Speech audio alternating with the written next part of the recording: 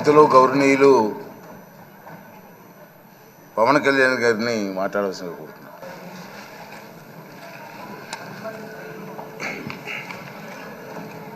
పదహారవ శాసనసభకి ఏకగ్రీవంగా ఎన్నికైన సభాపతి శ్రీ చింతకాల అయ్యన్ పాత్రుడు గారికి హృదయపూర్వక నమస్కారాలు, మీ శుభాకాంక్షలు. ఇది నేను మొదటిసారి అసెంబ్లీలోకి అడుగు పెట్టడం.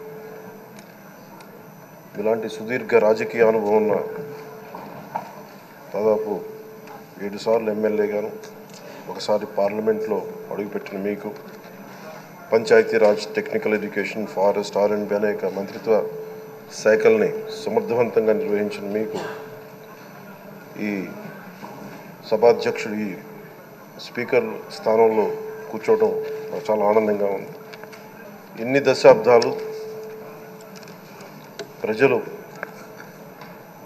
రాజకీయ జీవనంలో ఇన్ని దశాబ్దాలు ప్రజలు మీ వాడి వేడి చూశారు. మీకు కోపం వస్తే ఋషికొండను చెక్కినట్టు ప్రత్యర్థులకి పదునైన ఉత్తరాంధ్ర యాసలో గుండు కొట్టేస్తారు. ఒకటే బాధేస్తాం సార్, ఇకపైన మీకు తిట్టే అవకాశం లేకపోవడం. కానీ ఇక మీద సభలో ఎవరు తిడుతున్నా దాన్ని ఆఫ్ చేసే బాధ్యత మీ చేతిలోనే ఉంది. మీరే మైక్ ఆఫ్ చేయాలి. అంటే మా చిన్నప్పుడు నేను చూసేవాడు, ఒకసారి అల్లరి చేసే అబ్బాయిని క్లాస్ లీడర్ చేసేవాడు చిన్నప్పుడు మా స్కూల్లో.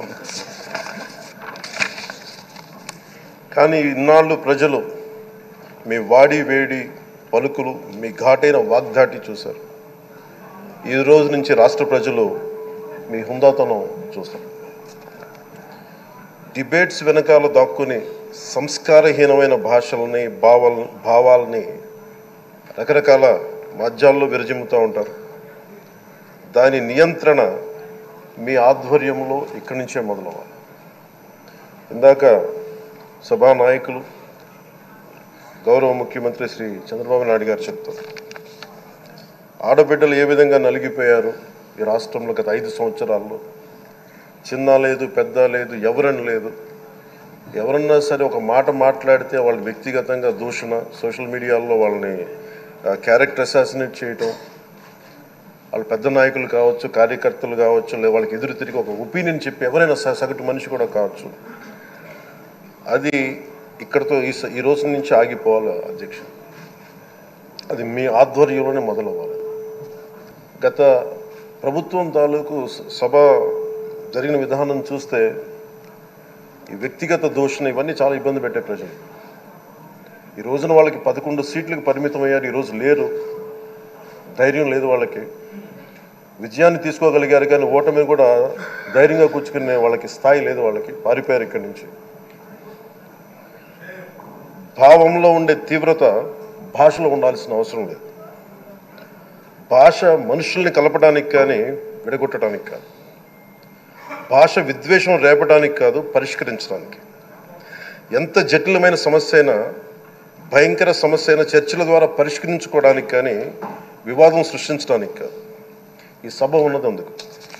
కానీ మనం చూసింది వాళ్ళ దగ్గర నుంచి బూతులతోటి, వ్యక్తిగత దోషులతోటి రాష్ట్ర పురోభివృద్ధిని ఆపేశారు. అలాంటి సభ కాకుండా ఇందాక మన పెద్దలు శ్రీ గౌరవ ముఖ్యమంత్రి చంద్రబాబు గారు చెప్పినట్టుగా ఇది భవిష్యత్తుకి ఇది ఒక ప్రమాణం అవ్వాలి. 2047 వరకు ఇంత అద్భుతమైన స్థానంలో మనకి ఆంధ్రప్రదేశ్ తెలుగు జాతి ఉన్నత స్థాయికి వెళ్ళాలంటే ఈరోజు మనం వేసే ప్రతి అడుగు అది భవిష్యత్ తరాలకు ఒక నిర్దేశక ఒక టచ్ స్టోన్గా ఉండిపోవాలి, గిట్ రాయిగా ఉండిపోవాలి. ఈ రోజున ఈ సభలో ఉన్న గౌరవ సభ్యులందరూ చట్టాలు చేయడానికి ఉన్నారు, చట్టాలు ఉల్లంఘించడానికి కాదు. విభేదించడం అంటే ద్వేషించడం కాదు, వాదించడం అంటే కొట్టుకోవడం కాదు.